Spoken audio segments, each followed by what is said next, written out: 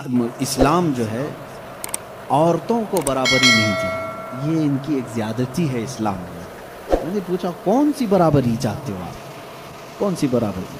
کہا بہت ساری پابندیاں ہیں، اس کو نقاب میں رکھ کر کے اندر بند کر کے رکھتے ہو، اس کو باہر جانے کی اجازت نہیں ہے، جیسے تم گھومتے پھرتے ہو ویسے اس کو نہیں گھماتے پھراتے، تم عورتوں کو پابند رکھے ہو۔ اور دوسرا ایک اور اعتراض ان کو کہ عورتوں کی فیلنگ کے ساتھ تم کھلواڑ کرتے ہو، چار چار شادیوں کی اجازت دیتے ہو۔ ابھی تو ہم نے ایک ایک ہی کیا ہے، پھر بھی ان کو تکلیف ہے، چار چار کی اجازت اسلام نے، اس کا الگ جواب ہے کہ عورتوں کے ساتھ یہ زیادتی ہے یا انصاف ہے۔ پہلی بات تو یہ ہے کہ ان کو بند رکھتے ہو، ایک کمرے میں قید رکھتے ہو، اور یہی مغربی تہذیب کے دل دادا کچھ اسلامی ملکوں میں آ کر کے عورتوں کا دماغ بھی خراب کر رہے ہیں، آ کر کے ان عورتوں کو بھڑکا رہے ہیں کہ تم باہر نکلو بینر لے کر کے، ہمارا جسم ہماری مرضی چلے گی، ہمارے اوپر کوئی پابندی نہیں چلے گی۔ ہر جگہ یہ چل رہا ہے آج، اور یہ لوگوں کو بتانا یہ چاہتے ہیں کہ اسلام نے عورتوں پر یہ سختی کی ہے، ان کو برابری کا درجہ نہیں دیا ہے۔ کون سی برابری تم چاہتے ہو، کون سی برابری؟ یہ صرف جسم کے خواہش مند لوگ عورت کو یہ سمجھتے ہیں کہ یہ ناچنے والی چیز ہے، عورت کو یہ سمجھتے ہیں کہ یہ صرف ہمارے کھانے والی چیز ہے، اس کے ساتھ کھیلنے والی چیز ہے، تم اس کو برابری سمجھ رہے ہو۔ میں کہتا ہوں ان ماؤں اور بہنوں سے، تم ان کی برابری کو پسند کرتے ہو یا پھر اسلام نے جو تمہیں برابری دی ہے وہ کیا ہے؟ آؤ رسول کریم صلی اللہ علیہ وسلم کے فرامین تو سنو۔ میرے آقا نے فرمایا جس نے ایک بیٹی کی پرورش کی اور اس کو شادی کر کے دیا، اس کو قیامت کے دن جنت میں لے جانا میرا ذمہ، میری شفاعت اس پر واجب۔ حضور اکرم صلی اللہ علیہ وسلم نے فرمایا بیٹی کے لیے جس عرب نے دفنایا تھا اس جگہ میرے آقا نے اعلان کیا۔ تم کہتے ہو اسلام ان کے اوپر سختیاں کرتا ہے۔ یونان جو اس وقت کا بہت سپر پاور رہا ہے، عورتوں کے حق میں وہ لوگوں کا کیا خیال تھا آج بھی پوچھ کر کے بتائیں مجھ کو۔ وہ کہتے تھے کہ عورت جو ہے سب کے ساتھ جینے والی مخلوق نہیں، اسے 5 زنجیریں پہناتے تھے، 2 ہاتھ میں، 2 پیروں میں، گلے میں۔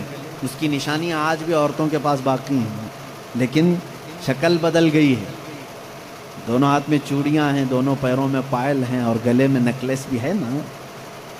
وہ 5 زنجیریں پہنا کر بازار میں لاتے تھے عورت کو۔ یہ یونان اس وقت کا ترقی یافتہ ملک، ان کی کتابیں مشہور تھی، اور اسلام نے ان 5 زنجیروں کو کاٹ کر کے زیور بنایا ہے، اور تم کہتے ہو اسلام نے عورتوں کو بند کر کے رکھا ہے۔ یہودی کیا کرتے تھے ان عورتوں کے ساتھ؟ اگر یہ ایام حیض میں ہوتی، یہ فطرت ہے نا عورت کی، ہر مہینے وہ ناپاک ہوتی ہیں، اللہ تعالیٰ کی طرف سے ان کے لیے جسمانی ساخت ایسی بنائی گئی ہے کہ ہر مہینے ان کے جسم سے فاسد خون کا مادہ نکل جاتا ہے۔ ان ایام میں وہ چھوت اچھوت والے معاملات عورتوں کے ساتھ کرتے ہیں، جہاں ان کے گھوڑے بندھے تھے، ان کے بیل اور بکریاں باندھی جاتی تھی، وہیں عورتوں کو بھی رکھا جاتا تھا جب تک وہ عورتیں پاک نہیں ہوتی تھیں۔ یہودی یہ کرتے تھے، مکہ میں بھی، مدینے میں، اور عرب کے جو یہودی تھی یہی کرتے تھے۔ آج بھی یہودیوں کے ہاں کچھ جو آرتھوڈکس ہیں، پرانے خیالات کے ہیں، وہ اسی طرح کے معاملات کرتے ہیں۔ وہ عورتوں کو چھوتے تک نہیں ان ایام میں، وہ سمجھتے ہیں کہ اتنی ناپاک ہے کہ چھو لوں تو اپشگن ہو جائے گا، اور یہ کہتے ہیں کہ عورتوں کو اسلام نے برابری نہیں دی۔ رسول کریم صلی اللہ تعالیٰ علیہ وسلم نے پھر اپنی امت کو یہ حکم دیا کہ انسانی فطرت کے اعتبار سے عورت کو اللہ نے یہ چیز دی ہے، اگر یہ اسے ہر مہینے آتی ہے تو صرف نماز، روزہ اور قرآن کی تلاوت یہ اس کے لیے منع ہے، باقی یہ تمہارے ساتھ اٹھ سکتی ہے، بیٹھ سکتی ہے، مل سکتی ہے، ایک ساتھ رہ سکتی ہے، ایک برتن میں کھا سکتی ہے، ایک گلاس میں پی سکتی ہے۔ کبھی اس کے برتن کو یہودیوں نے ان کے برتنوں کو، گلاس کو سب الگ کر دیا تھا ان ایام میں۔ پھر تم آج دعویٰ کر رہے ہو کہ اسلام نے عورتوں کو دبا کر رکھا ہے۔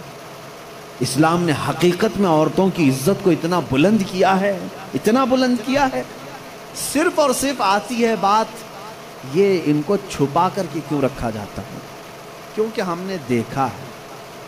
اب اس کا جو فیکٹ ہے وہ میں بتاؤں عقلی دلیل کے اعتبار سے. جذباتی باتیں بہت ہو جاتی ہیں، وہ قیمتی ہیں اس لیے ہم ان کو چھپا کر رکھتے ہیں. لیکن میں آپ کو جو فیکٹ ہے، حقیقی بات ہے، وہ یہ بتاؤں. مرد اور عورت کی ساخت کے اعتبار سے اگر دیکھا جائے تو عورت کی طبیعت میں نزاکت ہے، وہ نازک ہے. مرد کے برابر اسے طاقت نہیں ہے. سب کو معلوم ہے وہ کہیں کی بھی عورت ہو، اس کی طاقت و قوت کے اعتبار سے وہ کمزور ہے. اور مردوں کی طبیعت، ان کے اندر کبھی وحشی پن آ سکتا ہے، حیوانیت آ سکتی ہے. جب اس کی خواہشات عروج پر ہوتی ہیں تو سب سے پہلا اٹیک مرد اگر کسی پر کرتا ہے تو وہ عورت پر کرتا ہے. مرد اگر اس کو کھلا چھوڑ دیا گیا اور حیوانیت آ گئی تو اپنی خواہشات کو بجھانے کے لیے سب سے پہلا حملہ کس پر کرتا ہے؟ عورت پر کرتا ہے. اس کی زندہ مثالیں آج ہم دیکھ رہے ہیں. جہاں کسی تنہا عورت کو 4 گنڈوں نے پا لیا تو اس کے ساتھ کیا کرتے ہیں؟ کتے بھی اس طرح سے نہیں کرتے جس طرح سے یہ کر جاتے ہیں. اس کے ساتھ ریپ بھی کیا، زنا بھی کیا، خواہشیں پوری کی اور اس کو پھاڑ کر کے بھی پھینک دیا. جانور کوئی ایسا کرتا ہے؟ جانور بھی اس طرح سے نہیں کرتا. اس کا مطلب یہ ہے، رپورٹ یہ بتاتی ہیں پوری دنیا کی کہ مرد کے اندر اگر شہوت کا غلبہ زیادہ ہو گیا اور اس وقت عورت اسے سامنے نظر آ گئی تو پھر یہ اپنی حیوانیت پر اتر کر سکتا ہے، اس کا ریپ بھی سب کچھ کر سکتا ہے. اس لیے اسلام نے ہمہ وقت عورتوں کو کہا کہ پتہ نہیں کہاں درندے ہیں، تم ہمیشہ اپنے آپ کو محفوظ رکھو. یہ نہیں کہ پکنک پر جاؤ تو ناک پر اسکارف لگا لو، یہاں برے لوگ ہیں، خالی یہی کپل اچھی ہیں، دوسروں کی نظر پڑ جائے گی. اسلام نے ہر وقت کے لیے عورت کو یہ کہا ہے کہ تو اپنی حفاظت کی ذمہ داری خود رکھ لے، اس لیے کہ تیرے جسم کو دیکھنے کے بعد کئی ایسے مرد ہیں جن کی خواہشات انگڑائیاں لیتی ہیں اور پھر وہ حملہ کر سکتی ہیں. تمہاری جان کا بھی خطرہ ہے اس میں، صرف عزت لوٹنے کا نہیں، جان کا خطرہ ہے. ریپ کے بعد قتل ہوتے ہوئے نہیں دیکھے؟ ابھی سال نہیں گزرا ہوگا، حیدرآباد میں، دلی میں کتنے واقعات ہیں. اچھے پڑھی لکھی لڑکیوں کے ساتھ، وہ اچھے بڑے گھر کی لڑکیوں کے ساتھ یہ معاملات ہوئے کہ نہیں ہوئے؟ اب یہ جب ہم جواب دیتے ہیں تو وہ یہ کہتے ہیں کہ مردوں کو آپ تلقین کریں کہ وہ عورتوں کو چھیڑ چھاڑ نہ کریں. یہ تو ایسی بات ہو گئی کہ گوشت کو کھلا رکھ کر کے کووں کو نصیحت کرو، بیٹا اچھے سے رہو، اخلاق میں رہو. ارے کوا ہے، وہ گوشت کھلا رکھا ہے. ہم کووں کو سدھار نہیں سکتے لیکن گوشت کو ڈھک تو سکتے. ہمارے پاس یہی فارمولا ہے. ہم کہاں پوری دنیا کے مردوں کی آنکھوں کو سنبھالیں، حالانکہ قرآن نے ہر مومن کو کہا ہے وَقُلْ لِلْمُؤْمِنِينَ يَغُضُّوا مِنْ أَبْصَارِهِمْ، اے محبوب سارے ایمان والوں سے کہہ دیں کہ وہ اپنی آنکھیں نیچی رکھیں. اسلام نے سمجھا تو دیا ہے مردوں کو، لیکن ان کی سیکورٹی کا بھی اہتمام کیا ہے، جس کو یہ سمجھ رہے ہیں کہ یہ پابندی بہت زیادہ ہے، بہت مشکل ہے. یہ پابندی ہے بہت زیادہ مشکل ہے. جن لوگوں نے کہا تھا کہ یہ اسلام کی زور زبردستی عورتوں کو اتنا قید کر کے رکھتے ہیں، بیچارے آج 12 گھنٹے ہاسپٹل میں پورا کا پورا نقاب پہنے ہوئے، پورا کا، اور ایسا نقاب پہنے ہوئے ہیں کہ ہوا بھی آنا مشکل ہو جاتی ہے. اور ہم تو برقعے بیچنے والے مشہور تھے، برقعے بیچنے والے مشہور تھے. آج پوری مغربی دنیا مشہور ہو گئی. پی پی کٹ نام رکھا ہے تم نے، برقعے ہی بیچ رہے ہو. ہم تو صرف حفاظت عورتوں کے جسموں کی کر رہے تھے، تم نے تو برقع اب مردوں کو بھی پہنا ہے، سب کو پہنا ہے. اب ان سے پوچھو کیوں اب سختی نہیں ہے؟ یہ کسی کے جسم کو اتنا ڈھانک کر کے رکھنا یہ زور زبردستی نہیں ہے؟ تم کہتے ہو اسلام اتنی سختی لے کر کے آیا ہے کہ عورتوں کو بند کر کے رکھا. اب یہ جواب نہیں، وائرس پھیلا ہوا ہے، وائرس پھیلا ہوا ہے، جسم کو لگ نہ جائے. ارے نادان، یہی تو 1400 سال سے ہم کہہ رہے تھے انسانوں کی آنکھوں کا وائرس بھی پھیلا ہوا ہے، کہیں ہماری بچیاں غیر محفوظ نہ ہو جائیں. کہیں کسی کے جسم میں یہ باتیں، یہ آنکھوں کا زہر سرایت نہ کر جائے، ان کے دل بہک نہ جائیں۔ اور میں بہت پہلے سے کہتا آ رہا ہوں، تحقیق یہ بتاتی ہے کہ مرد کی آنکھیں جب اس میں خواہش پیدا ہوتی ہے نا، ایک زہریلا مادہ نکلتا ہے، زہریلا مادہ نکلتا ہے۔ آپ دیکھو غور سے کسی چیز کو، نظر لگتی ہے نا، سب کا یہ تو معمول ہے، نظر لگتی ہے، وہ اس کی نظر لگ گئی، اس کی نظر لگ گئی، تقریباً سب لوگ مانتے ہیں نظر لگتی ہے، اور اسلام بھی کہتا ہے العین حق، نظر لگتی ہے۔ بلکہ میرے آقا صلی اللہ علیہ وسلم نے یہاں تک فرمایا، میری امت میں سب سے زیادہ موت اگر کسی کارن سے ہوگی تو نظر بد سے ہوگی۔ حضور نے فرمایا ہے طبعی نیچرل ڈیتھ کے بعد، نیچرل طبعی موت کے بعد اگر کسی وجہ سے، کسی بیماری سے سب سے زیادہ موت ہوتی ہے تو نظر بد سے ہوتی ہے۔ تو پتہ نہیں ہوتا سب کو، اس کی علامتیں تک حضور صلی اللہ علیہ وسلم کی احادیث میں گنائی گئیں۔ نظر بد ہو جائے تو کیسے پتہ چلے گا؟ جسم کے اندر کیسی تبدیلیاں ہوتی ہیں کہ پتہ چل گیا کہ نظر لگی ہے، وہ پھر کبھی میں عرض کروں گا۔ لیکن نظر لگتی ہے یہ سب کو معلوم ہے، اور جدید تحقیقات کے اعتبار سے بھی اگر میں آپ کو بات کروں، پھول کو اگر زیادہ دیر تک تم دیکھتے رہو گے تو مرجھا جائے گا، کیونکہ ہماری آنکھوں کا زہر اس پر پڑتا ہے اور اس کی طبیعت مرجھا جاتی ہے۔ وہ جتنا اپنے ٹہنی میں لگ کر کے جتنی دیر تک تازہ رہ سکتا ہے، تمہارے ہاتھ میں آنے کے بعد اتنی دیر تازہ نہیں رہے گا، کیونکہ کچھ بیکٹیریا ہمارے اندر ہیں اور آنکھوں سے نکلنے والی چیزیں بھی ہیں۔ اسی طرح سے عورتوں کا جسم اتنا نرم ہے اور نازک ہے کہ باہر کے زہریلے مادے ان کے جسم پر پہلے اثر کرتے ہیں، مردوں کے جسموں پر کم، لیکن عورتوں کے جسموں پر زیادہ اثر کرتے ہیں۔ اب کوئی وحشی درندہ جس کی نگاہیں زہر پھینک رہی ہوں اور کسی لڑکی کا جسم ننگا ہو، وہ بغیر لباس کے ہو، تو ظاہر سی بات ہے اس کے جسم کے اندر جیسی ہی وہ نظریں جاتی ہیں، اس کے دل میں بھی برائیوں کی خواہشیں پیدا ہونا شروع ہوتی ہیں۔ ایک طرفہ نہیں ہوتی یہ سب چیز، اس کے اندر جو خرابی آئی وہ اس کی آنکھوں کی وجہ سے۔ اسی لیے میرے آقا صلی اللہ علیہ وسلم نے فرمایا فَإِنَّ الْعَيْنَ تَزْنِي، آنکھ بھی زنا کرتی ہے۔ حضور صلی اللہ علیہ وسلم نے فرمایا آنکھ بھی زنا کرتی ہے۔ اب مجھے بتاؤ میرے عزیزو، اسلام نے اتنی جو حفاظت کی ہے عورتوں کی، اس کو تم کہہ رہے ہو زور زبردستی ہے؟ اسلام دین فطرت ہے، صرف وہی بات کرتا ہے جو انسان کے لیے سوٹیبل ہو، جو تمہارے جینے کے لیے اچھا ہو۔ اب میں آؤ تو میں تم کو یہ بھی بتاتا ہوں، کچھ لوگ یہ کہتے ہیں کھانے پینے کے معاملات میں بھی، اب یہ بات تھی عورتوں کی، اور ہاں یہاں پر میں یہ بات بتا دوں کہ یہ برابری جس کو کہہ رہے ہیں نا، وہ برابری ہے نہیں۔ تم کبھی بھی اس کے جواب دینے کی بھی کوشش مت کرو۔ یہ برابری کس کو کہتے ہیں؟ ان کے سامنے رقص کرے، ڈانس کرے، برابر کرے۔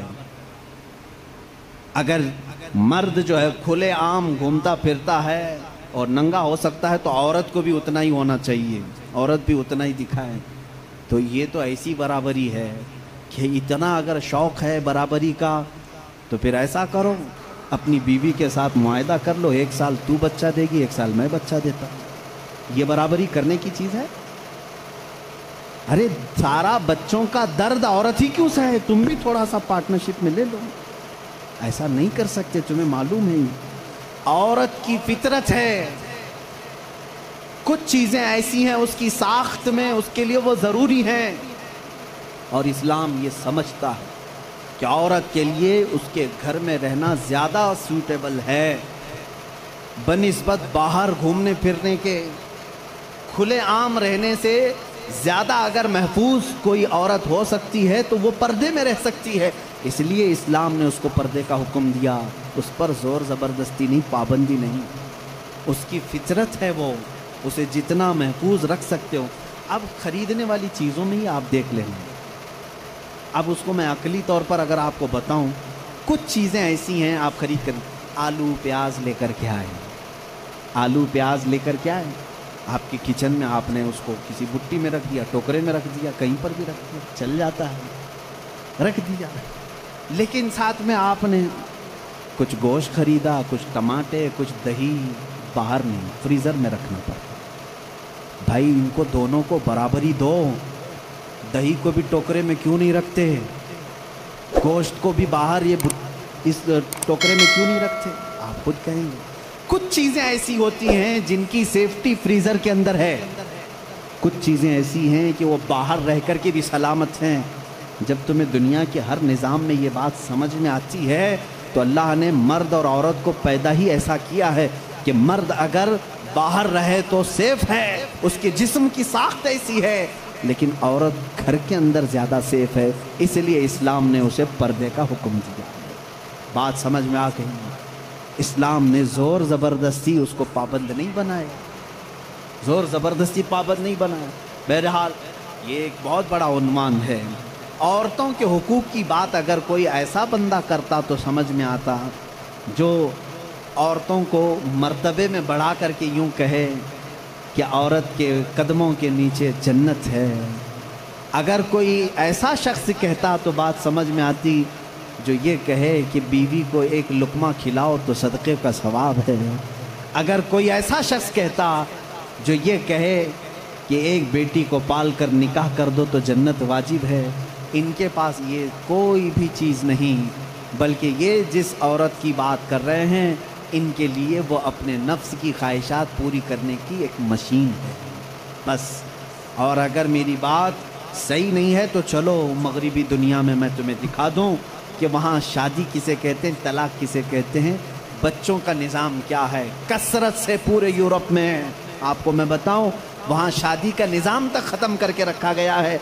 जो लड़की पसंद आई उसके साथ रहते रहो, बच्चे भी हो जाएंगे। 2-2 बच्चों के बाद वो लोग फैसला करते हैं आप शादी कर लें। अब शादी करने का बराबर टाइम आ गया, हम लोगों की अंडरस्टैंडिंग हो चुकी है। ये है फैक्ट बता रहा हूँ मैं आपको।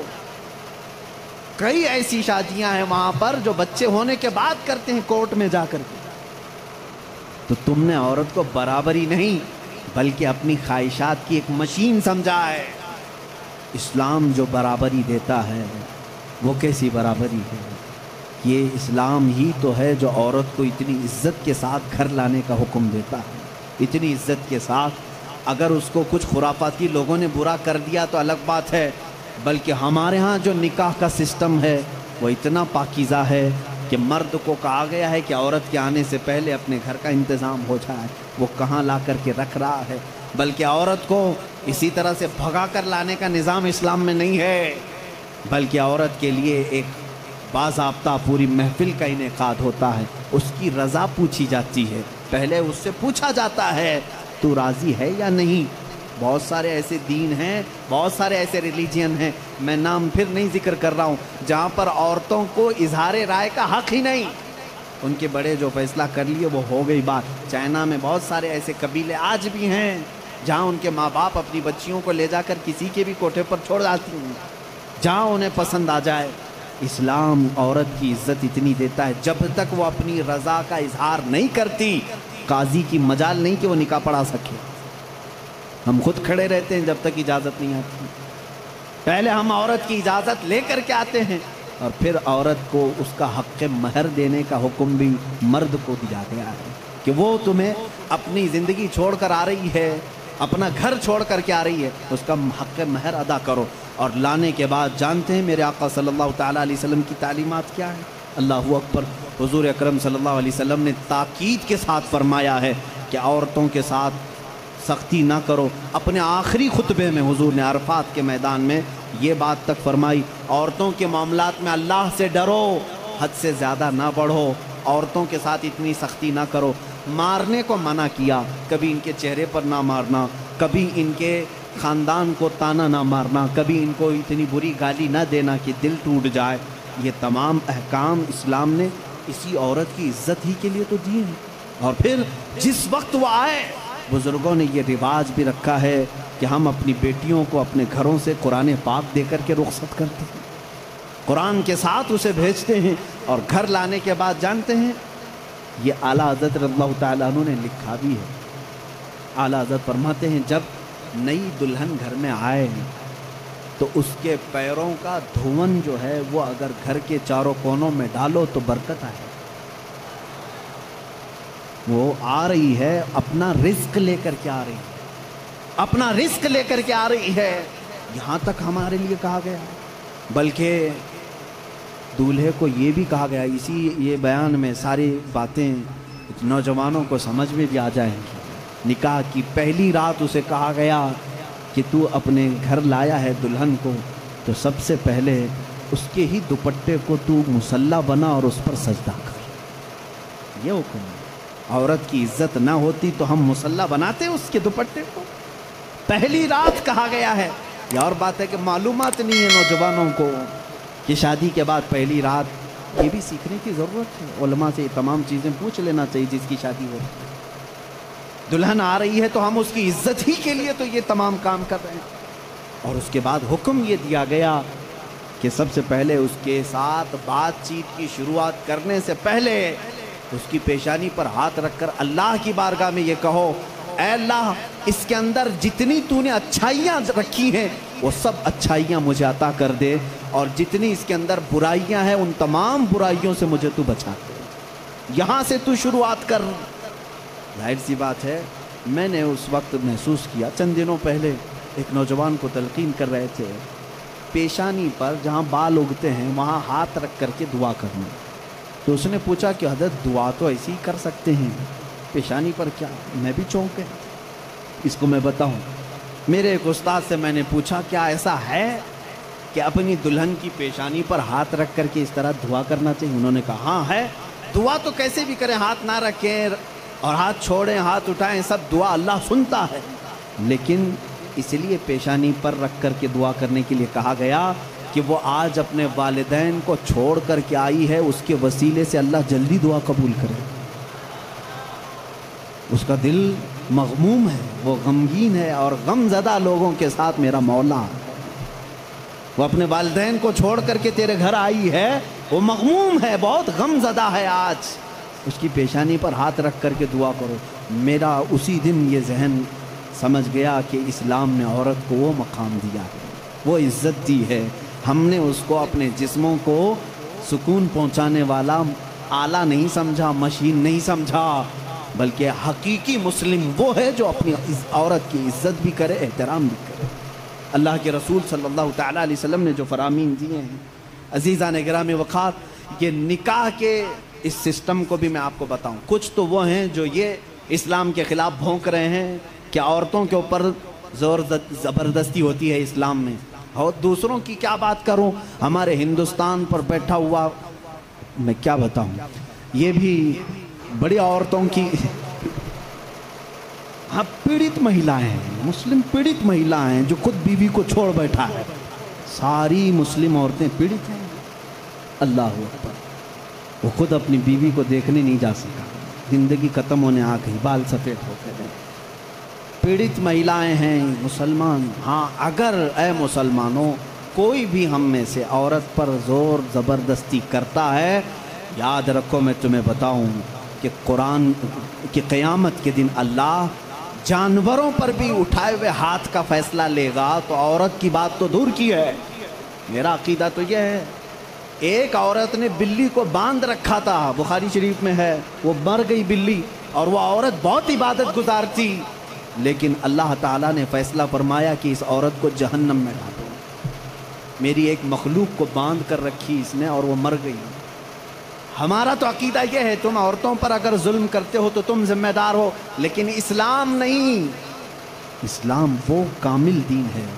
یہ بیچارے کیا پڑھ پائیں گے جن کو کبھی ڈھنگ کی اسپیلنگ نہیں آتی، کبھی یہ ایک ایسا ہوتا ہے کہ ڈمرو بجاؤ تو کوئی ناچتا ہے، اسی طرح سے کچھ لوگ پیچھے سے کچھ لکھ کر کے دیں، کچھ بیان کرنے کے لیے، تو کچھ لوگ کہہ جاتے ہیں، ان کو خود نالج نہیں ہوتی۔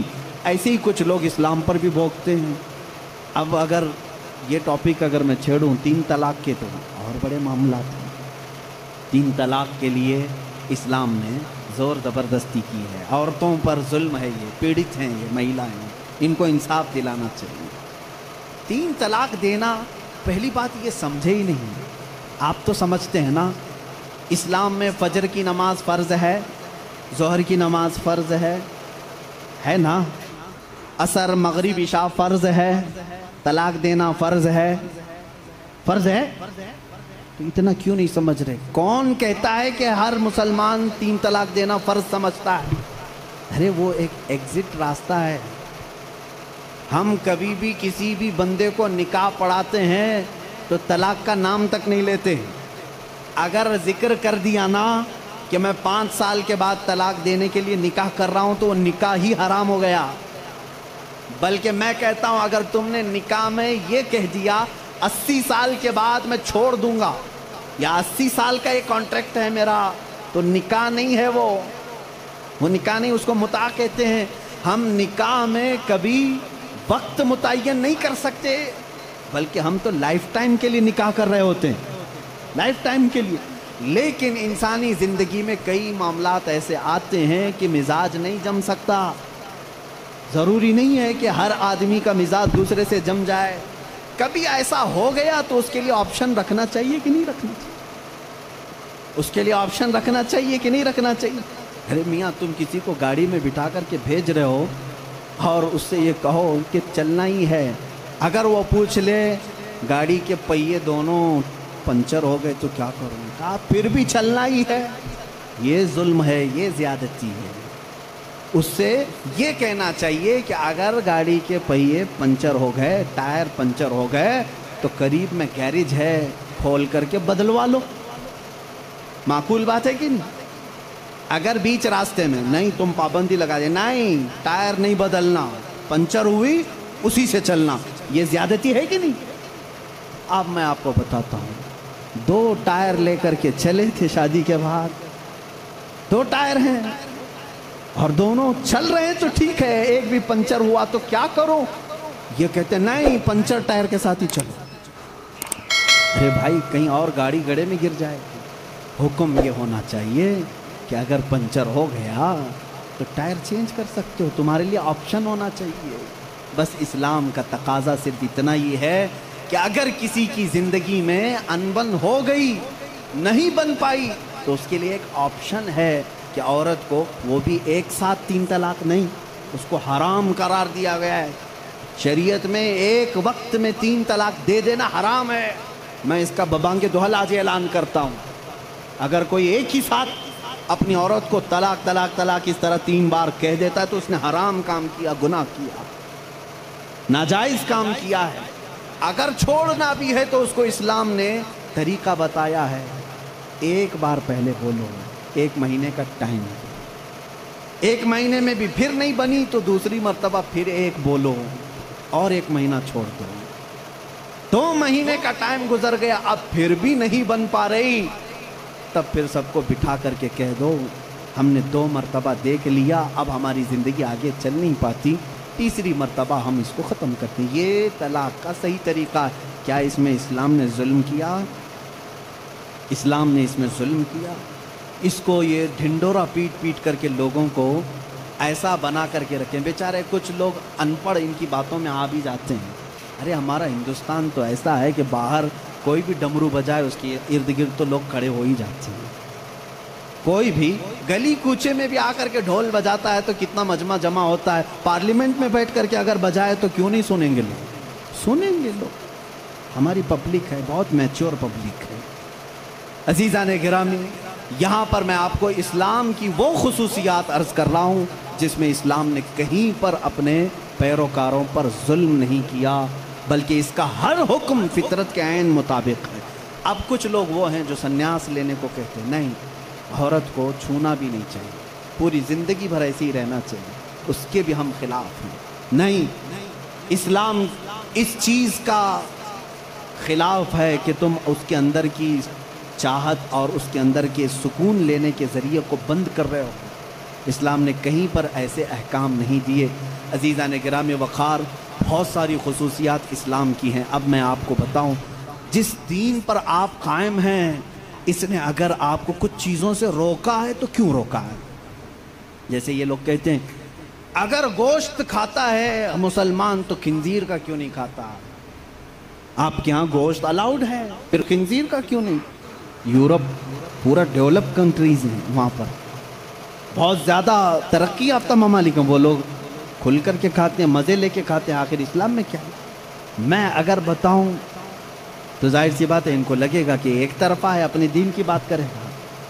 انٹرنیٹ پر جا کر آج سرچ کرنا ہے میرے نوجوانوں، خنزیر کے سائیڈ ایفیکٹس کیا کیا ہیں، پورک کے سائیڈ ایفیکٹ کیا کیا ہیں، تمہیں خود سامنے آ جائیں گی۔ بہت ساری ویب سائٹ ہیں۔ ایک ڈاکٹر، بڑا ڈاکٹر، یہ یہاں کا نہیں وہاں کا نہیں، انہی کے تحقیقاتی ادارے کا ایک ڈاکٹر ہے، اس نے 16 نقصانات گنائے ہیں۔ کہا پگ کے، خنزیر کے گوشت کے اندر زہر ہوتا ہے، زہر ہوتا ہے، اور ایسا کہ دوسرے جانوروں میں ایسا زہر ہے ہی نہیں، حتیٰ کہ بعض لوگوں کا کہنا یہ ہے کہ اس کو سانپ بھی کاٹتا ہے تو اثر نہیں ہوتا، اس کا جسم اتنا موٹا ہے۔ باہر کی چیزیں یہ بہت جلدی جذب کر لیتا ہے، اس کا گوشت کھانا اسلام نے اس لیے منع کر دیا کہ یہ انسانوں کا بھی پیخانہ کھاتا ہے، اس کے اندر غلاظت کی عادت زیادہ ہے۔ اور جدید تحقیقات میں آج امریکہ کے اور دیگر ممالک کے ڈاکٹرز نے یہ بھی کہا کہ سب سے زیادہ چربی اسی جانور کے اندر ہوتی ہے، اور یہ سب سے زیادہ جسم کے اندر کولیسٹرول بڑھانے میں مدد کرتا ہے۔ حتیٰ کہ خنزیر کا گوشت کھانے والوں پر تحقیق کی گئی، ان کے اوپر تحقیق کی گئی تو یہ بات سامنے آئی کہ ان کے اندر حیوانیت، سیکس کرنے کی عادت بہت زیادہ پائی گئی، بہت زیادہ پائی گئی، حیوانیت زیادہ آ گئی، شرم و حیا نہیں رہی۔ اسی لیے دیکھتے نہیں پورے انگریز ننگے رہتے ہیں، ان کے اندر حیا نہیں رہ گئی۔ جسم کو چھپانا وہ پتہ نہیں اپنے لیے کیا سمجھتے ہیں، چھوٹے ہلکے ہلکے کپڑے پہن کے چلتے ہیں، عورتیں بھی ہوں مرد بھی ہوں، ایک چھوٹا سا انڈر ویئر پہن لیا، اوپر کچھ لگا لیا۔ بلکہ میں سمجھتا ہوں ان سے زیادہ فیشنیبل تو بھینس ہے، کچھ بھی نہیں پہنتی بیچاری۔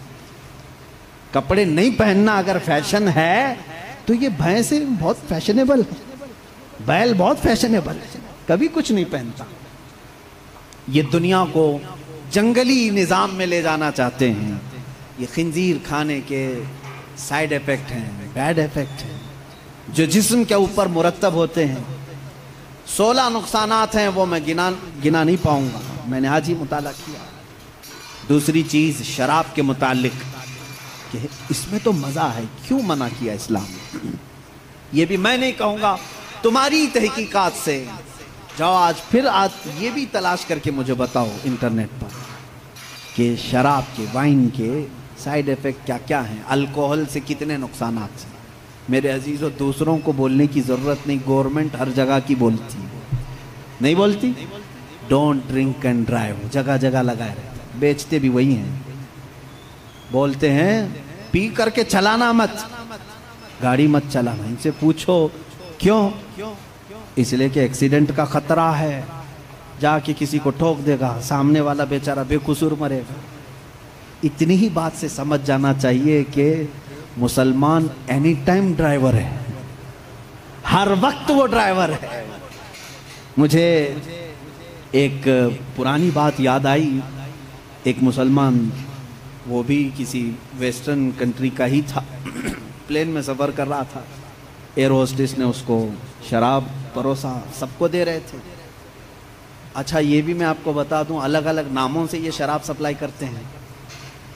میں ایک بار ایجپٹ کے سفر پر تھا تو شراب سب کو دی جا رہی تھی، اس میں شراب قریب آئی، اس کو کہہ رہے ہیں کریزی واٹر ہے، کریزی واٹر ہے۔ میں نے کہا یہ کب سے، پانی پاگل کب سے ہوا؟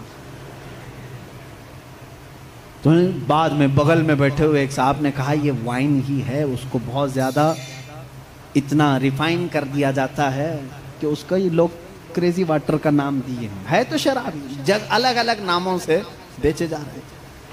تو ایک صاحب تھے، مسلمان تھے، ان کو کہا گیا آپ بھی لیجیے۔ اس نے کہا میں مسلمان ہوں، میں نہیں پیتا۔ یہ ان کے لیے بہت بڑا دقت والا جواب ہوتا ہے، نہیں پیتے الگ بات ہے، یہ کہنا میں مسلمان ہوں نہیں پیتا یہ چپ جاتا ہے۔ وہ کھڑی ہو گئی، سارے لوگ پی رہے ہیں، آپ کیوں نہیں پیتے؟ اس میں جسم کو سکون ہے، راحت ہے، آپ آرام سے سو جائیں گے جب تک سفر کٹ جائے گا، پی لیں آپ۔ تو اس بندے نے کچھ بھی اس کے ساتھ آرگیومنٹ نہیں کیا، زیادہ نہیں کیا، بس اتنا کہا آپ کہتی ہو پی لوں، میری ایک شرط ہے، یہ شراب پہلے پائلٹ کو پلانا، اگر پائلٹ پی لیا اور مست ہو گیا تو بعد میں میرے پاس آنا. وہ کہنے لگی ایسا نہیں ہوتا, رول کے خلاف, don't drink and drive. Pilot نہیں پی سکتا, پائلٹ کو شراب ہم نہیں دے سکتے. جا کر کے کہا کیوں؟ ارے وہ اتنے لوگوں کو لے کے چل رہا ہے ہوا میں, اور اس کے اوپر بہت ساری ذمہ داریاں ہیں, وہ جب ڈیوٹی ختم کرے گا تب پیے گا. اس نے کہا, اس مسلمان نے, ہو بہو اسلام بھی یہی کہتا ہے, اے مسلمان تیرے کندھوں پر پورے اسلام کی ذمہ داری ہے. تو جب چل رہا ہے تو تیرے پیچھے پوری ایک نسل ہے, کہیں تیرا قدم ڈگمگا گیا تو پوری نسلیں ڈگمگا جائیں گی. تم ڈرائیور ہو, تم نشے میں نہیں چل سکتے ہیں, اس لیے اسلام نے منع کیا. کہا وہ پیتا ہے پائلٹ ڈیوٹی ہونے کے بعد.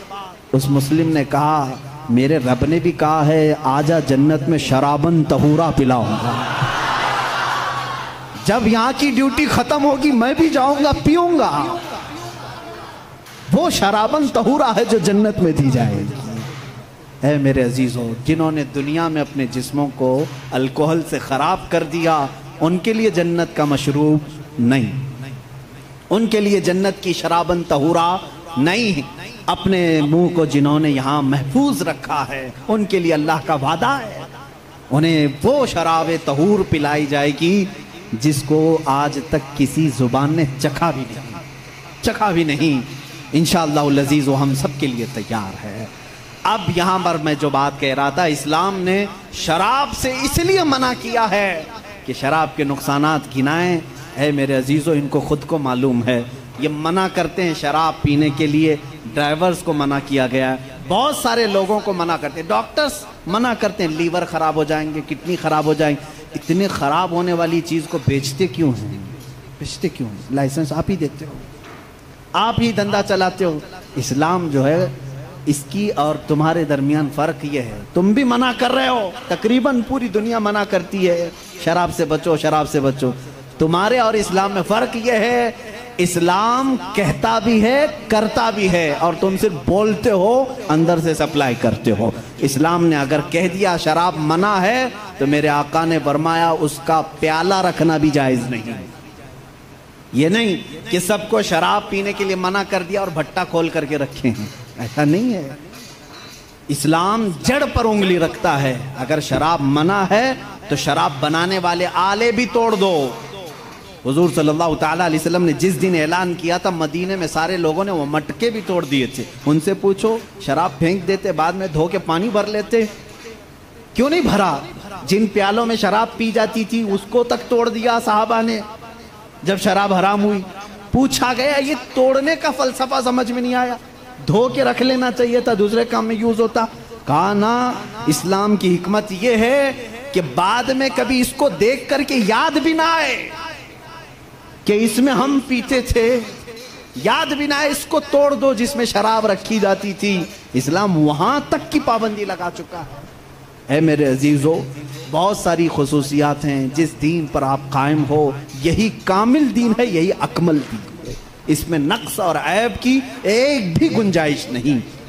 میرا ٹاپک اور طویل تھا لیکن وقت کی گنجائش نہیں ہے, ہمیں جلدی بات سمیٹنے کا کہا بھی گیا ہے. کل سے انشاءاللہ العزیز میں اور جلدی شروع کرنے کی کوشش کروں گا تاکہ آپ تمام حضرات اپنے وقت پر جلد سے جلد پہنچ جائیں. آخری میری چند باتیں یہ سن لو. جس دین فطرت پر آج ہم سب عمل کر رہے ہیں, اے میرے غیور نوجوانوں, میں نے کل بھی یہ بات کہی تھی کہ کبھی اپنے آپ کو ہلکا مت سمجھنا. تم جس دین پر قائم ہو فخر سے کہو گے کہ میں مسلم ہوں, فخر سے کہو گے الحمدللہ میں اسلام پر ہوں. کیونکہ دنیا آج اس طرح کے پروپیگنڈے پھیلا رہی ہے, یہ ٹی وی میڈیا کے ذریعے, یہ دجالی میڈیا ہے جو پورے بیٹھے ہوئے ہیں, یہ دجال کی فوج ہے. پورے حق کو باطل بنانا, باطل کو حق بنا کر کے پیش کرنا. ان کو دیکھیں, مسلمانوں کے بارے میں تھوڑی سی بات ملے کہیں پر بھی اس کو لا کر کے پروپیگنڈا پھیلایا جائے, ڈیبیٹ کے لیے بلایا جائے, زر خرید مولویوں کو بلا کر کے ان کو ذلیل کیا جائے. یہ سارے کام کیوں کرتے ہیں جانتے ہیں آپ؟ یہ ٹی وی شوز میں صرف اس لیے کہ یہ نوجوان اپنے آپ کو گلٹی فیل کرے, ارے کیا یار میں غلط کر دیا, مسلمان ہو گیا. دیکھو ہمارے مسلمانوں کے ساتھ کیا ہے, اور پھر یہ کیا کرنے لگتا ہے؟ دھیرے دھیرے اپنے آپ کو چھپانے لگتا ہے، دوسروں کے سامنے جا کر کے کہنے لگتا ہے نہیں نہیں نہیں میں ویسا مسلمان نہیں ہوں، ایسا مسلمان نہیں ہوں۔ تم صفائی دینے لگ جاتے ہو، ان کی باتوں میں آ گئے، تم ان دجالی لوگوں کی باتوں میں بہک گئے۔ تمہیں فخر سے یہ کہنا چاہیے تھا تم جس کا پروپیگنڈا کر رہے ہو میں اس مسلمان کو نہیں مانتا جو غلط کرتا ہے، میں تو جس مسلمان کو اپنا آئیڈیل سمجھتا ہوں وہ حیدر کرار ہے، میں جس مسلمان کو آئیڈیل سمجھتا ہوں وہ عثمان ابن عفان ہے، میں جس کو آئیڈیل سمجھتا ہوں وہ عمر فاروق ہے، میں جس کو آئیڈیل سمجھتا ہوں وہ صدیق اکبر ہے، بلکہ میرا پورا نمونہ زندگی اگر کسی کے ارد گرد گھومتا ہے وہ محمد الرسول اللہ ہے۔ میں کسی ایسا کا عاشق نہیں ہوں کہ تم مجھے بلیم کرو کہ تم کمزور لوگ ہو، تم لوگ ایسے ہو ویسے ہو، نہ، میں کبھی بھی اسلام کو ہلکا نہیں سمجھتا۔ ہو سکتا ہے میرے سے خرابیاں ہو جائیں، غلط کام ہو جائے، لیکن میرا دین ہلکا نہیں ہے، میرا دین ہلکا نہیں ہے۔ تم ہمیشہ پراؤڈ فیل کرو، ہمیشہ اپنے آپ کو فخر سے محسوس کرو۔ انشاءاللہ العزیز دنیا میں بھی اللہ تعالیٰ نے ہمیں عزت سے ہی رکھا ہے۔ کیا یہ عزت نہیں ہے میرے عزیزوں؟ آج بھی یہ عزت نہیں سمجھتے اس کو کہ اللہ تعالیٰ تمہیں حلال کھلا رہا ہے، پاکیزہ کھلا رہا ہے، تمہیں کتنی باتوں کو اللہ تعالیٰ نے پاک کر کے رکھا ہے جانتے ہیں؟ تم کو وحشی قوم میں نہیں رکھا، تم کو زنا سے روکا گیا ہے، جس کو آج پوری دنیا بھی یہ سمجھتی ہے۔ اچھا یہ بات بھی میں آپ کو بتا دوں، جن لوگوں نے یہ کہا ہے کہ کھلے عام چھوڑ دینا چاہیے، سب جس کو پسند کریں، سب ایک دوسرے کے ساتھ گڈمنڈ ہو جائیں، مرد عورتوں کے ساتھ اختلاط کریں، عقلی دلیلیں بہت لاتے ہیں، تو ان سے کہو اپنی بہن اور بھائی کے نکاح کو کیوں تم غلط سمجھتے ہو؟ کر لینا چاہیے پھر۔ نہیں، آج پوری دنیا اس کا انکار کرتی ہے، بھائی اور بہن کا ریلیشن نہیں ہو سکتا نکاح میں، نہیں ہو سکتا، حالانکہ عقل کے اعتبار سے کیا ہے، وہ مرد ہے یا عورت ہے، مل جانا چاہیے، نہیں تسلیم کرتے۔ یہ پھر ہم کو کہتے نہیں اخلاق ایسے نہیں ہیں کہ بہن کے ساتھ نکاح نہیں کرنا چاہیے۔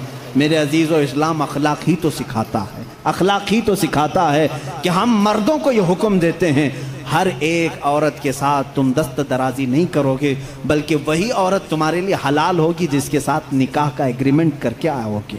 ہم ہر عورت پر اپنے ہاتھ چلانے اور اپنے حکم جھاڑنے کی بات نہیں کرتے، بلکہ وہی عورت تمہاری زندگی کا ہم سفر بنتی ہے جس کو تم نے سب کے سامنے علل اعلان قبول کیا ہے۔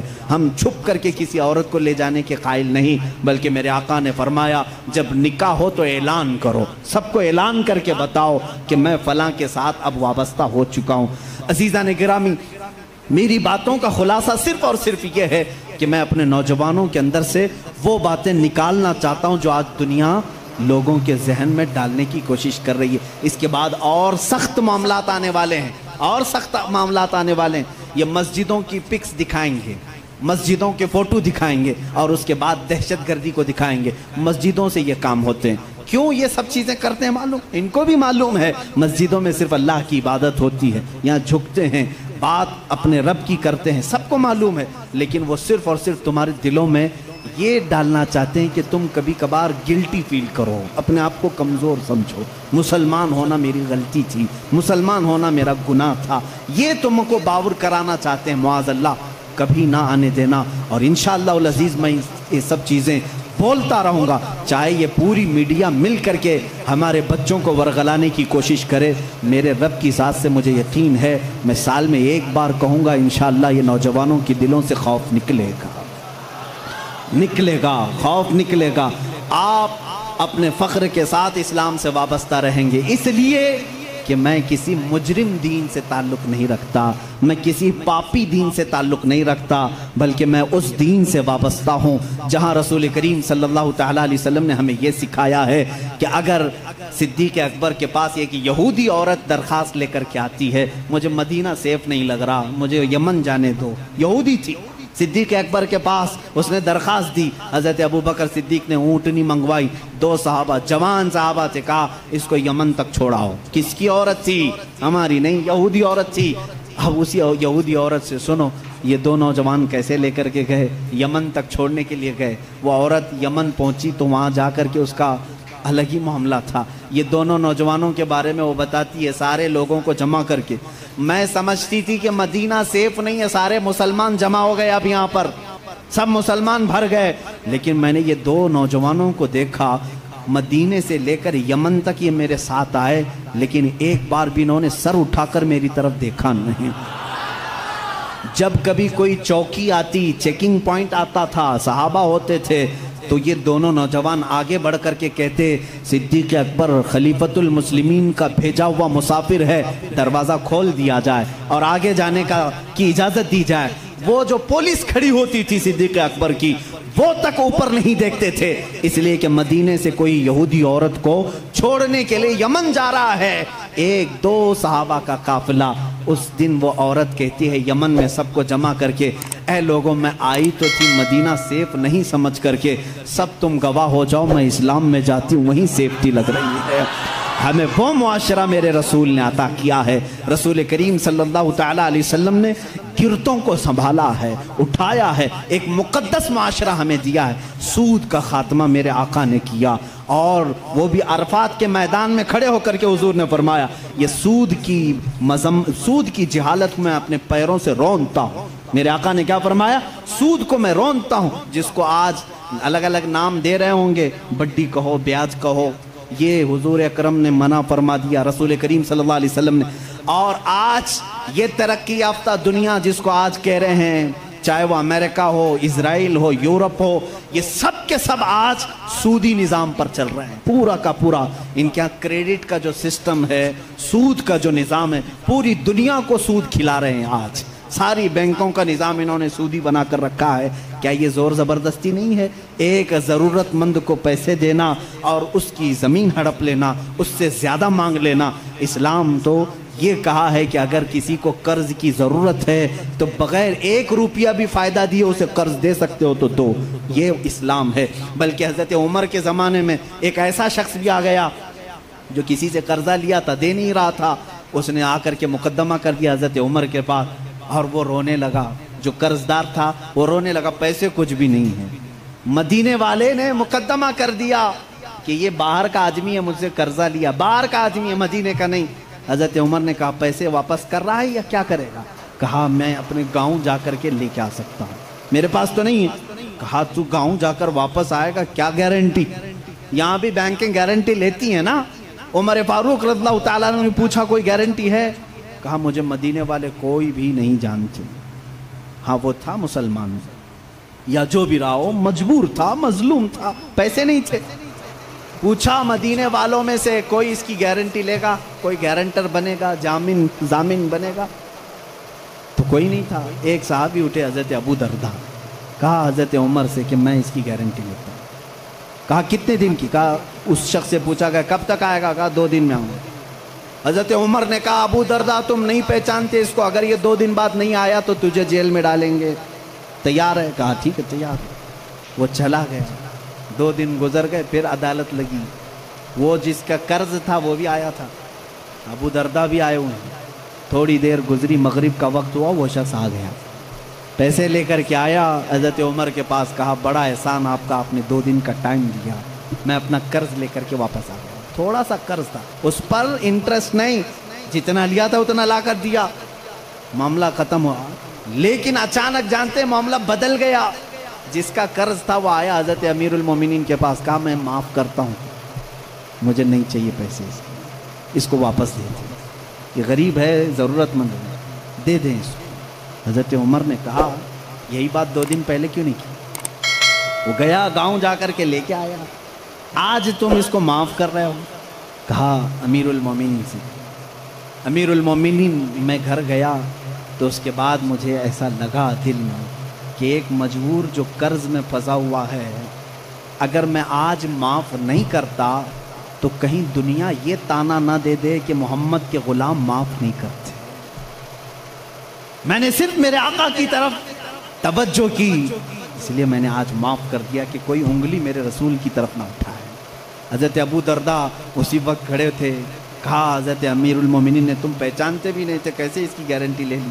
انہوں نے بھی یہی کہا، امیر المومنین دیکھا مجمع سناٹا ہے، کوئی نہیں اٹھ رہا، میں صرف اس لیے اٹھا کہ بعد میں دنیا یہ نہ کہے کہ محمد کے غلاموں میں دوستی یاری بھی ختم ہو چکی ہے، مدد کرنے کا جذبہ ہی ختم ہو گیا ہے، اسی لیے میں کھڑا ہو گیا کہ جانتا ہوں یا نہیں جانتا ہوں، میں مدد کے لیے کھڑا تو ہو جاؤں، کہیں میرے نبی کو کوئی یہ نہ کہتے وہ شخص جو قرضہ لے کر کے آیا امیر المومنین نے اس سے پوچھا آخر میں تو گیا تھا جا سکتا غائب ہو گیا تجھے کون پکڑنے آتا؟ اس نے کہا امیر المومنین 2 دن سے اسی بے چینی میں تھا، چاہتا تو بھاگ جاتا، اس لیے لوٹ آیا کہ بعد میں دنیا یہ نہ کہے کہ محمد کے غلام وعدہ خلافی کرتے ہیں، غدار نہ کہیں رسول کے غلاموں کو، اس لیے ہم لوٹ آئے۔ میرے نبی نے وہ اسلام دیا، سود کے نظام کو ختم فرمایا ہے، اور حضور صلی اللہ علیہ وسلم نے فرمایا زور زبردستی کسی پر نہیں۔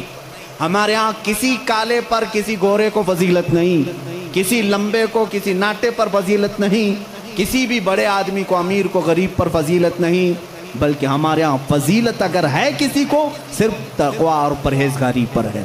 آج جو اسلام پر بھونکتے ہیں وہ اپنی زمین نہیں سنبھال پا رہے ہیں۔ امریکہ میں کالے گورے کی لڑائی آج بھی چل رہی ہے، آج بھی چل رہی ہے، رائٹس اتنے ہیں، گورے کالوں کو مار رہے ہیں، کالے گوروں کو مار رہے ہیں۔ تم 14 صدیوں کے بعد اس ترقی یافتہ زمانے میں کالے گورے کا فرق نہیں مٹا سکے، وہ حبیب کائنات صلی اللہ علیہ وسلم 14 صدیوں پہلے ہی نہایتی حبشہ کے رہنے والے کالے لوگوں میں سے ایک بلال کو خانہ کعبہ کی چھت پر چڑھایا اور دنیا کو یہ بتایا کہ وابستگی اگر نبی کے غلامی کی ہو جائے، رسول کے دامن سے کوئی وابستہ ہو جائے تو اس کا مقام صرف یہ قالین فرش نہیں بلکہ کعبہ کی چھت بھی اس کے قدموں کے نیچے ہوتی۔ عمر حضرت بلال حبشی کو حضور نے چڑھایا کہ نہیں چڑھایا؟ فتح مکہ کے دن حضرت ابوبکر تھے، حضرت عمر تھے، حضرت عثمان تھے، حضرت علی تھے رضوان اللہ علیہم اجمعین، ان میں سے کسی کو کھڑے کر کے کہتے چڑھو اوپر اذان دے دو؟ نہ۔ حضرت بلال کو کیوں کہا؟ پوری دنیا کو یہ بتانے کے لیے امیری غریبی غلام آقا کا فرق اسلام نے مٹا دیا، اب آقا وہ ہوگا جو رسول کا غلام ہوگا۔ عزیزان گرام وقار، اسلام اس دین کو کہتے ہیں جس میں اونچ نیچ کا فرق نہیں، جہاں امیری غریبی یہ سارے سسٹم نہیں، یہ کاسٹزم کہاں سے اسلام میں نہیں۔ اگر تم برادری کے فرق کرتے ہو تو یہ جہالت ہے۔ ہمارے یہاں ان تمام چیزوں کی مذمت کی گئی ہے، اور یہ اسلام پر بھونکنے والے لوگوں سے پھر میں کہتا ہوں ذرا اپنے دامن میں جھانک کر کے دیکھ لو، آج بھی تمہارے ہاں مار توڑ ہے، اس برادری کا آدمی اس برادری سے شادی نہیں کر سکتا۔ ارے راجستھان میں آج بھی ہے، چھوٹی برادری والوں کو اگر وہ آ کر کے پانی کے گلاس کو ہاتھ بھی لگا دیے تو ان کا گلاس توڑ دیا جاتا ہے، آج بھی ہے۔ دلت لوگوں کے ساتھ آج بھی یہ ناانصافی ہے۔ ہندوستان کی بات کر رہا ہوں، اور اسلام اس دین کو کہتے ہیں جہاں سب امیر غریب ایک ہو گئے۔ اسی لیے شاعر نے کہا تھا، شاعر مشرق نے، کہ آ گیا عین لڑائی میں گر وقت نماز، یہ اسلام کا فلسفہ ہے۔ آخری میں سمجھا رہا ہوں، اسلام کی ایکویلٹی کو، مساوات کو تم کیا سمجھ سکو گے؟ آج یہ جو برابری کے حقوق کی بات کرتے ہیں، میں ان سے کہتا ہوں ذرا کبھی کسی دلت کو پنڈت بنا کے دکھاؤ، کسی دلت کو، کسی ایس سی ایس ٹی کو تم اپنے مندر کا پجاری بنا کے دکھاؤ، نہیں، اب شگن ہو جائے گا، اس کو تو حق نہیں، دلت کو حق نہیں ہے کہ وہ دھارمک چیزیں، بلکہ اتر پردیش میں ایک ایسے پروفیسر بھی ہیں، میں جب دلی گیا تھا وہاں پر اس کے بیٹے سے ملاقات ہوئی تھی، انہوں نے کہا تھا وہ اس کے باپ سنسکرت کتنے سالوں سے پڑھ رہے ہیں اور پڑھا رہے ہیں، لیکن ہمیشہ گاؤں والے مارتے ہیں کہ سنسکرت زبان صرف برہمن لوگ پڑھ سکتے ہیں، تو دلت ہے۔ یہ کاسٹزم یہاں پر بھی چل رہا ہے، اس کے خلاف کیوں نہیں کوئی قانون لاتے؟ مندروں میں پجاری اور پنڈت دلت برادری کے بھی لوگ ہونا چاہیے، یہ میں ان کی طرف سے آواز اٹھا رہا ہوں۔ لاؤ تم، آؤ ادھر مسجد کے مصلی پر دیکھو، مسجد کے مصلی کے لیے کہیں پر بھی یہ شرط نہیں خان ہونا چاہیے، پٹھان ہونا چاہیے، بلکہ یہاں پر شرط یہ ہے حافظ قرآن ہو، بس وہ ہمارے سروں کے لیے امام ہے، وہ ہماری نمازوں کا امام ہے۔ اگر علم دین مصطفیٰ ہے وہ ہمارے نمازوں کا امام ہے، اگر وہ تقوی و طہارت تجوید کو جانتا ہے وہ ہمارا امام ہے۔ شریعت صرف اتنا کہتی ہے ایمان ہو، باقی کسی بھی برادری کا ہو، ایمان ہو کسی بھی برادری کا ہو، وہ امام بن سکتا ہے، مسجد کے مصلی پہ بھی چڑھ سکتا ہے، منبر پہ بھی چڑھ سکتا ہے، قرآن بھی پکڑ سکتا ہے، بلکہ تمہیں فتویٰ دینے کی اتھارٹی بھی رکھتا ہے، فتویٰ دینے کی اتھارٹی بھی رکھتا ہے۔ جانتے ہیں ہمارے کچھ مفتیان کرام ابھی ماضی قریب میں گزرے ہیں، آج اب بھی ایک بہت بڑے فقیہ موجود ہیں، میں نام ذکر نہیں کروں گا، بہت بڑے فقیہ ہیں جن کی تعظیم خود مرشد گرامی حضور تاج الشریعہ فرمایا کرتے تھے، وہ آج بھی موجود ہیں، لیکن وہ ایک پنڈت کے بیٹے ہیں، وہ پنڈت کے بیٹے ہیں۔ شروع میں خود ان کی گھر کے ماحول ایسے تھے، پورے ہندوانہ رسم و رواج تھے، لیکن مجاہد ملت کا قافلہ آیا تھا، وہ ایمان لائے اور درس نظامیہ پڑھا، عالم بنے، محدث بنے، فقیہ بنے۔ آج ان کی پوزیشن یہ ہے 60 مفتیوں کے بیچ میں بیٹھ کر کے وہ فتویٰ دیتے ہیں۔ یہ اسلام ہے، یہ اسلام ہے۔ ہم چھوٹی برادری، بڑی برادری، یہ بیچ کی برادری نہیں۔ اگر ایمان ہے تو تو ہمارے سر کا تاج ہے۔ اگر تیرے دل، مجھے یہاں کیوں بٹھایا؟ کبھی میرے سننے والوں نے یہ نہیں پوچھا کہ تمہاری برادری کیا ہے، کبھی نہیں پوچھا، بلکہ انہوں نے صرف یہی دیکھا ہے کہ بولتا تو نبی کی بات ہے، بس اتنی کافی ہے۔ اسی لیے آخری یہ شعر پر میں اپنی گفتگو ختم کرتا ہوں۔ اقبال نے کہا تھا، آ گیا عین لڑائی میں گر وقت نماز، قبلہ روحوں کے زمین بوس ہوئی قوم حجاز، ایک ہی صف میں کھڑے ہو گئے محمود و ایاز، نہ کوئی بندہ رہا نہ کوئی بندہ نواز۔ یہ ہے اسلام، جس صف میں میرے آقا صلی اللہ علیہ وسلم نے صدیق اکبر کو کھڑا کیا، بغل میں بلال حبشی کو بھی کھڑا کیا، ایک جگہ عمر فاروق کو کھڑا کیا ہے، عثمان ابن عفان جو اپنے وقت کے کروڑ پتی نہیں، ارب پتی۔ میں صرف آپ کو ان کے مال کا اگر تخمینہ بتا دوں، جب خلفائے راشدین کی بات آئے گی تو میں بتاؤں گا۔ ایک بار جنگ میں انہوں نے 3000 اونٹ دیے تھے، 3000 درہم دیے تھے۔ ابھی کا ویکیپیڈیا میں نے اس کا کیلکولیشن کر کے پوچھا کتنا ہوتا ہے 3000 درہم اس زمانے کا آج کی ویلیو کیا ہے، تو اس میں بتاتے ہیں 1 ارب 16 کروڑ روپے۔ ایک وقت میں دان کرنے والا عثمان ابن عفان، ایک وقت میں خیرات کرنے والا، 1 ارب 16 کروڑ روپے خرچ کرنے والا عثمان ابن عفان اسی صف میں کھڑا ہے، اور بغل میں وہی علی کھڑا ہے جو دن میں 2 درہم کمایا کرتا، رضوان اللہ تعالی علیہ مجمعین۔ اس فرق کو مٹانے کا نام اسلام ہے۔ میرے عزیزو، اسلام کو پڑھو، سمجھو۔ میں ان کو بھی دعوت فکر دیتا ہوں، یوں ہی بھونکنا اچھی بات نہیں۔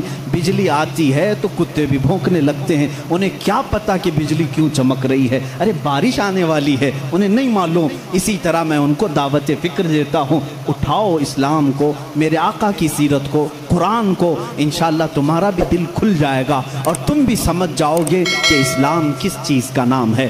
اسلام کی فطرت میں قدرت نے وہ لچک دی ہے، جتنا ہی دباؤ گے اتنا ہی وہ ابھرے گا۔ وآخر دعوانا الحمدللہ۔